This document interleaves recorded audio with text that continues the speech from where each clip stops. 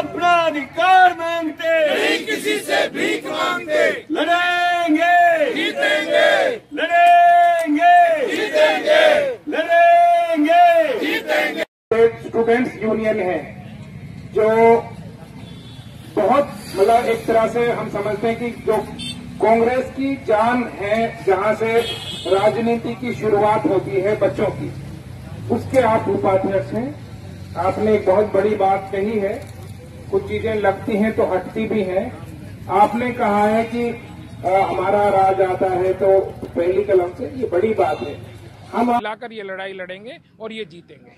आगे की क्या रणनीति बनाई जा रही है? आज हम शाम को मेवात विकास सभा की मीटिंग होगी, कोर कमेटी के अभी साथी आने शुरू हो गए हैं और उम्मीद है कि अगर सरकार जल्दी नहीं हमारी मांगों को मानेगी तो हम कोई अगली ऐसी रणनीति बनाएंगे जिससे सरकार पर और बड़ा प्रेशर बन जाए।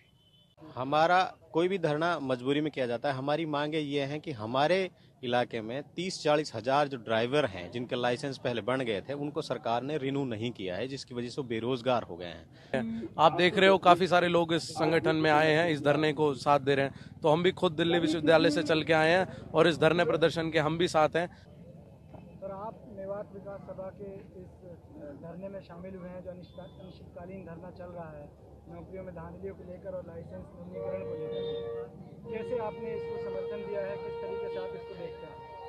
सबसे पहले तो मैं मेवात विकास सभा बहुत अच्छा काम कर रही है, इसके लिए मैं हौसला अफजाई करता हूँ।